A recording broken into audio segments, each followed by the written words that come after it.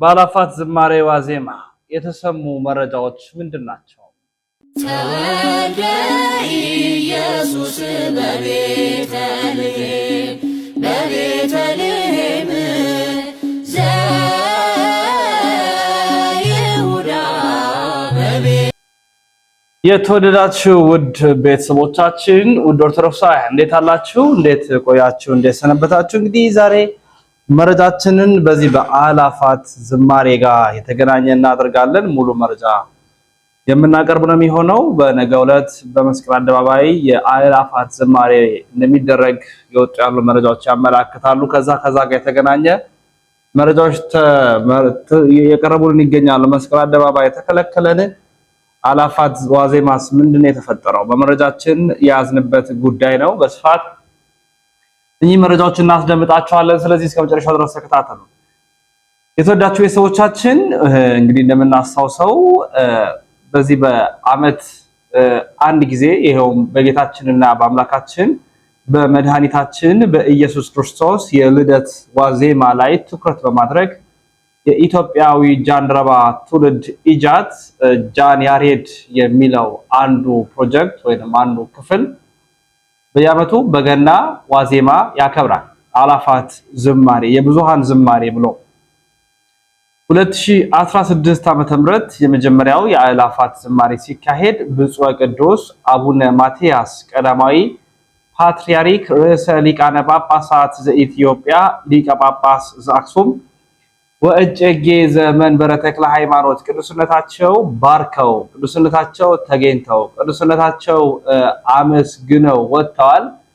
የአላፋት ዝማሬ የመንፈስ ቅዱስ ዝማሬ የብዙሃን ዝማሬ ነው ብለውም ብፁዕ ቅዱስ አባታችን መናገራቸው የሚታወስ እውነት ነው።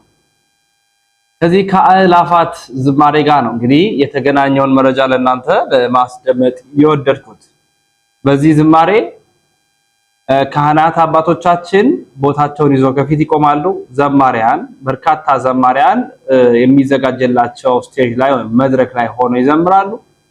እጅግ በጣም በብዙ ሺዎች የሚቆጠሩ በመቶ ሺዎች እስከ ሚሊዮንም ሊጠጋ የሚደርስ ቁጥር በመስቀል አደባባይ እንደውም በአሁኑ መስቀል አደባባይ ላይ የሚደረገው አርቲስት ቲቪ ኢትዮጵያ ቲቪ መዝናኛን ጨምሮ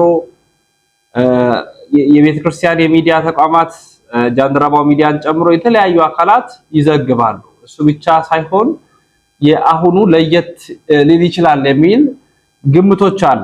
ለምን ካላችሁ ባሳለፍነው ዓመት 2017 በነበረው የአላፋት ዝማሬ ላይ የታዩ ክስተቶች፣ የታዩ ድንቅ ነገሮች፣ የታዩ የተሰሙ መረጃዎች በሙሉ እያንዳንዱ ነገር ሪፖርት ቀርቧል። እንደ ጉድለት የታዩ ነገሮች ቢስተካከሉ የሚሉ አስተያየቶች፣ ይሄ ቢሆን የሚሉ ነገሮችን በሙሉ አቅርበዋል። ስለዚህ ያንንም ትኩረት አድርገው ነው በዚህ በአሁኑ በአላፋት ዝማሬ ጥያቄ የቀረበባቸውን ቅሬታ የቀረበባቸውን ጉዳዮች የሚያነሱትና አሁን አብዛኛው የስቴጅ ስራዎች አልቋል። ዋዜማው ላይ እንገኛለን። ምንድነው የተፈጠረው? ምንም አልተፈጠረም። ግን በዛ ስፍራ በስቴጅ ስራው ላይ ዲያቆን ሄኖክ ኃይልን ጨምሮ በርካቶች ታድመው ሲጎበኙ የነበሩ ቪዲዮዎች እጃችን ገብተዋል። ቅድመ ዝግጅቱ እንዴት እንደነበር የተለያዩ ሚዲያ ተቋማት እያስተዋወቁ ይገኛሉ። ከዋዜማው ጀምሮ ማለት ቀደም ብሎ ነው የተጀመረው። አሁንም በስፋት እያስተዋወቁ ይገኛሉ። አርቲስት ቲቪን ጨምሮ ማለት አዲስ አበባ የተለያዩ ቦታዎች ላይ ስክሪኖች ላይ እኚህ ማስታወቂያዎች ይታያሉ። ስለዚህ በሚደንቅ አካሄድ ነው አሁኑ የ2018 የአላፋት ዝማሬ የተካሄደ የሚገኝ። እንዴት እንደነበረ መለስ ብዬ ላሳውቃችሁ ባሳያችሁ ደስ ያሰኘኛል እና እስኪ አርብጠን ተከታትለን እንመለሳለን። የአላፋት ዝማሬ እንዴት ነበረ? ተወልደ ኢየሱስ በቤተልሔም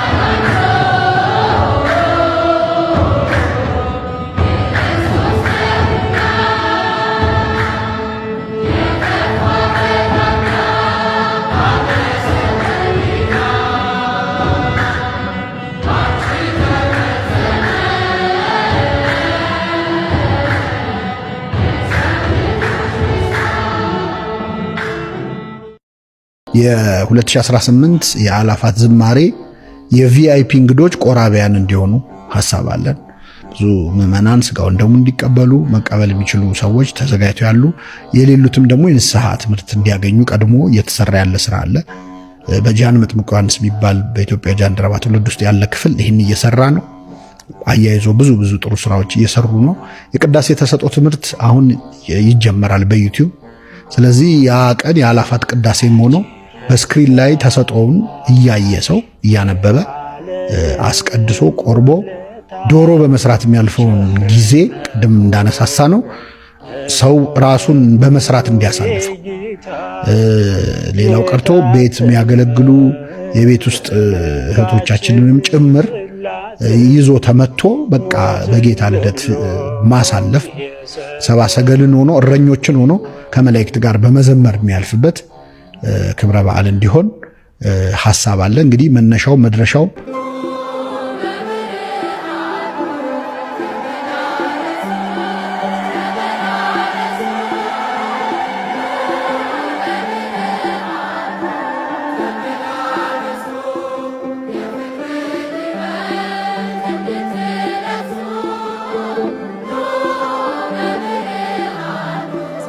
አላፋት የአምናው ላይ ነበርኩ። አላፋት ዝማሬ ላይ ነበርኩኝ። እዚህ በፊት አንዴ ድልን አግኝቻለሁ ለመሳተፍ። አምና ያልመጣች አንድ እህት አለችኝ። እሷን ይዤ መምጣት አስቤያለሁ። እዚህ ዓመት አላፋት ዝማሬ በመስቀል አደባባይ ያለውን ጓደኞቼንም ቤተሰቦቼንም አንድ ላይ ይዤ እመጣለሁ። አዎ መዝሙር እያጠናው ነው። እንዳይጠፋብኝ የምጠቀማቸው ሜቶዶች አብሮ ቢለቀቅ ላይክሶቹን እያየው ከሱ ጋር ነው አብሮ የሚለው አንቺ የወርቅ መግጃ ነሽ የሚለውን መዝሙር በደንብ ያስኩት። በምን ደስ ላሰኝህ አምላኬ ሆይ በምን ደስ ላሰኝህ ጌታዬ ሆይ። ሁሉንም መዝሙሮች ቀንጨብ አድርጌ ይዣቸዋለሁ ይመስለኛል። ማረሳቸው ገጠመኞች ካለፉት አላፋት ዘማሪዎች ውስጥ ሶበ ተዘከርና የሚለው መዝሙር ሲዘመር የተሰማኝን ስሜት መቼ ማረሰው።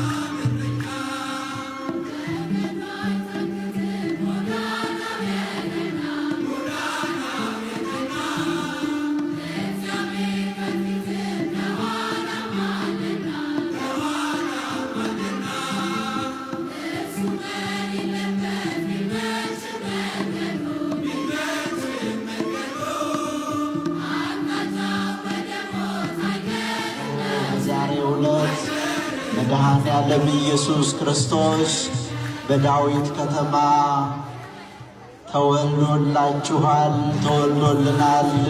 እንኳን ደስ አላችሁ። እንደዚሁ ለዛሬ ዓመት ከቁጥር ሳታጎለን በዚህ በቅድስና አደባባይ ተገናኝተን እንድናመሰግን እንድናገለግል መልካም ፈቃድ ይሆንልን። የአላፋት ዝማሬ የሚባል ያስፈልጋል አያስፈልግም የሚል በሚዲያው በጣም እየተስፋፋ ነው። በመጀመሪያ ደረጃ የኔ ያስፈልጋል በአራት ነጥብ ያስፈልጋል ብዬ ነው የማስበው። ስለዚህ እኔ የሚያግባቡን አሁን የሚገርማቸው ነገር የባለፈውን አመት እኮ እነ ዋሽንግተን ፖስት እነ ሲኤንኤን ዘግበውታል እኮ እና አልጀዚራ ዘግበውታል። ደምቋል። ባይሆንን የምመክረው ምንድነው ይሄንን ፕሮግራም የሚያዘጋጁት ልጆች ከስር እየተከተልን ይሄን ጠብቁ፣ ይሄን አድርጉ፣ ከቤተ ክርስቲያን ጥላ ስር አተራቁ፣ ከጳጳሳቱ ቅፍ አትውጡ፣ ከፓትርያርኩ ቅፍ አትውጡ፣ ከኦርቶዶክሳዊ ተዋሕዶ ቤተክርስቲያን ማዕቀፍ ክበብ መስመር አትውጡ፣ በተራኩ ሩጡ፣ ይሄ ይጨመር፣ ይሄ ይቀነስ፣ ይሄ ይጥበብ፣ ይሄ ይስፋ፣ ምስጢር ይጨመርበት፣ የበለጠ እየኮተኮትን እያስዋብን እኔ ዓለም አቀፍ ብራንድ ነው። በነገራችን ላይ እንዲህ አይነት ዝግጅቶች ሃይማኖታዊ ጥቅም ብቻ አይደለም ኢኮኖሚያዊ ጥቅም ሁሉ ያመጣሉ ወደፊት። ይገርማቸዋል። ቢያንስ በዚህ ፕሮግራም ላይ 100,000 ሰው እንኳን ብናሳትፍ 100,000 ሰው የባህል ልብስ ያሰፋል። ሚሊዮን ሰው ነው የሚያሰፋው። አዎ እነዚህ ምን ይሆናል? ገበያውና እናሟሙቀዋለን። ንግዱ ያንሰራራል፣ ሃይማኖቱ ያንሰራራል። ነገር ግን መወያየት መነጋገር እኔ የሚነቅፉትም ሰዎች ይቅር ያሉትም ሰዎች ያቀርቡትን ሐሳብ ሰምቻለሁ። የእነሱንም ሐሳብ በግማሽ ሸር ማድረገው ነገር አለ። የሚደርስብንን ችግር ማሳየት አለብን፣ ማንጸባረቅ አለብን። በእውነቱ አልጋ ባልጋ ላይ አይደለም ያለነው። ይሄን መቼም ይሄን ለማወቅ ጻድቅም ነብይም ሳይንቲስት መሆንም አይጠይቅም። መከራ አለብን። እየታረድን ነው፣ እየነደድን ነው፣ እየተፈናቀልን ነው፣ እየተራብን እየተጠመን መከራ እየደረሰብን ነው። ይሄን ዓለም እንዲያውቅልን መንግስታችን እንዲረዳልን እንባችን እንድታበስ ጥያቄያችን እንዲመለስ ቁስላችን እንዲፈወስ እንፈልጋለን። ይሄንን ከምናሳይባቸው አንዱ ግን እንደ አእላፍ ዝማሬ ያሉ እኔ በእውነቱን ዲያቆን ሄኖክ ናቸው ያመጡት። እኔ ልጁ በጣም ብዙ ጊዜ በብዙ ሚዲያ ተናግሬ ያለሁኝ። እኔ በተለይ አባቴ ገብረ ኪዳን በሊቃውንቱ በኩል እንደመጡት ሁሉ በመምህር ሄኖክ ደግሞ ወጣቱን በመለወጥ በመቀየር ዩቲዩብ አለው። እኔ ብዙ ቦታ አስተዋውቂያለሁ፣ ብዙ ሰው ያውቀዋል። መጻሕፍት አሉት። መጻሕፍቱ ከቤተክርስቲያኑ ተቀርተው በወጣቱ ልክ ተቀደው የተሰፉ በጣም ብዙ ጣፋጭ መጻሕፍት ተጽፏል። ይሄንን ይሉንታ በእውነቱ ምቀኝነት ይባላል። ይሄን ማመስገን አለብን። ነገር ግን ሄኖክ የተሳሳተው ነገር ካለ ያጠፋው ነገር ካለ ልጃችን የበለጠ እንድታበብ የበለጠ እንድታፈራ የበለጠ ህዝቡ እንድታገለግል እንፈልጋለን። ይሄንን ተወው፣ ያንን ጨምር፣ ይሄን ቀንስ፣ ያንን አጥብ፣ ይሄን አስፋያል በቤተሰብነት በወንድምነት በአባትነት በመምህርነት መገሰጽ እንጂ የሚሮጥን ሰው ጠልፎ መጣል ተወዳዳሪነትን የማጣት ስሜት ነው የሚመስለኝና እኔ አእላፍ ዝማሬ በግሌ ደጋፊ ነኝ። በጣም በዚህ አጋጣሚ እንግዲህ ለወዳጅ ለዲያቆን ሄኖክ ኃይል የሚድረሰው እንግዲህ አእላፍ ዝማሬን ያው የንታ በደንብ ነው ያበራሩት። አንድ መንገድ ብቻ ተከትለው አይደለም ይሄዱ። ያው መታረዳችንን መሞታችንን ለመንግስትም ለእግዚአብሔርም እየተነጋገርነን ነው። ያንን እያካርነ ግን ዝማሬ የአእላፍ ዝማሬ መቅረት የለበትም። ጥሩ መንፈስ ነው ብለዋል። እናመሰግናለን። እንዴ የኔታ አንድ ግን ብዙ ጭቅጭቅ ተነስቷል። በጣም ብዙ በሚዲያው እንግዲህ ወቅታዊ ጉዳይ አንዳንድ ጊዜ ሚዲያ ወቅታዊ ጉዳይ ሲሆን ይሄ ነቃፊና ደጋፊ ብዙ ነው። በጣም ሚዲያ ላይ ሙያ ብዬ ሰምቼው ነው የኔታ። እንዴው ከዚያ እንዴው አንዳንድ ኮሜንቶች ልንገረው እንዴው በጣም የሸረሸሩ እየታረድና ለምን ይሄ ይቀርባል የሚሉት እንዳሉ ደግሞ በአንድ በኩል ምን ይላሉ መሰለዎት? ላሊበላን ያደበዝዝብናል የሚሉ ሐሳቦች አይቻለሁ። እንዴው ይህንን ነገር ይናገሩት ዝም ብሎ እኔ እኮ ይሁሉ አንድ ጊዜ ፈርጦ ሲወጣ ቤተክርስቲያን እኛ እኮ ይሁሉ 50 ሚሊዮን ክርስቲያን ያለን ሰዎች እኮ ነን። እንዴ አሁን እኮ አእላፍ ዝማሬ ላይ የሚወጣው 100,000 ሰው እንኳን ቢወጣ እኮ 49,949 ሚሊዮን 900,000 ክርስቲያን ቀርቶናል። እንዴት ነው አጥብበን የምናስበው ይሄንን? እንዴው ጥምቀቱ እኮ የጃል ሜዳው ጥምቀት የጎንደርን ድምቀት አደበዘዘው። የአዲስ አበባ ምን ሌላ ነው፣ የጎንደር ምን ሌላ ነው፣ የባህር ዳር የበለጠ ያደምቀዋል። እንደውም ቅድም ተናገርኩኝ በዓለም አቀፍ ደረጃ ኦርቶዶክሳዊት ተዋህዶ ቤተክርስቲያን የት ናት ለሚሉት ይሄ ነጭ ለብሰው ጧፍ ይዘው የክርስቶስ ዛሬ እኮ ይኸውልዎት አውሮፓውያን ክሪስማስ ማለት በጣም ብዙ ቢሊዮን ዶላር የቸኮሌቱ የስጦታ በዓል ሰባ ሰገልም ብቻ ገንጥለው አውጥተው ስጦታውን ለክርስቶስ ለራሳቸው እየተሰጣጡ ሰባ ሰገልም ተረስቶ ክርስቶስም ተረስቶ ስጦታ መቀባበል ብቻ ነው የሆነው። ስለዚህ እኔ እንደ አይነቱ ነገር ላሊበላን ያደበዛል የሚለው ነገር እኔ አይገባኝም በግሌ።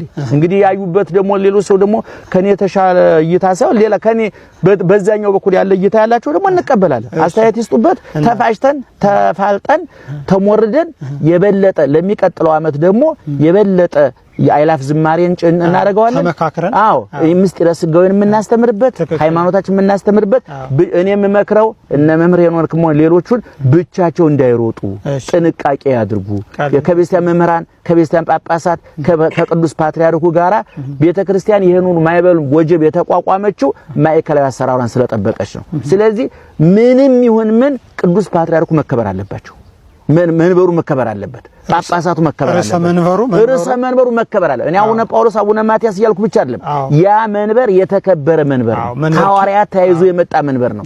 ይሄን መንበር መናቅ ፓትርያርኩን መናቅ ማለት ተዋህዶ ሃይማኖቱን መናቅ ማለት ነው። ስለዚህ በፓትርያርኩ ጥላ ስር በጳጳሳቱ ቅፍ ስር ሆነን መመካከር፣ መወያየት፣ መነጋገር አለብን። እኔ ጳጳሳቱ ወደ ራሳቸው ወደ ውስጣቸው ቢያዳምጡ ራሳቸውን ቢያዳምጡ ህዝባቸውን ቢያዳምጡ የቤተክርስቲያኑ ቁስል ቢጠዘጥዛቸው ግርፋቱ ቢሰማቸው የሚነደው እሳት ባያቃጥላቸው እንኳን እያቃጠለ መሆኑን እንዲሰማቸው ነው እንዲቀሳቀሱ እንመክራለን። በድጋሚ እንኳን ለ2018 የጌታችንና የአምላካችን የመድኃኒታችን የኢየሱስ ክርስቶስ በዓለ ገና ልደተ ክርስቶስ በሰላም አደረሳችሁ። ዜማው ላይ እንገኛለን። የአላፋት ዝማሬን በነገው ዕለት እንደሚካሄድ እናምናለን። በነገው ዕለት የሚሆኑትን መረጃዎች አካተን በልዩ አቀራረብ ወደ እናንተ የምንመጣን የሚሆነው ላይክ አድርጉ፣ ሼር አድርጉ፣ እስከ መጨረሻ ተከታተሉ። ይህ ያሮስ ነው። ያሮስን ምርጫችሁ ማድረጋችሁ እንዳይዘነጋ።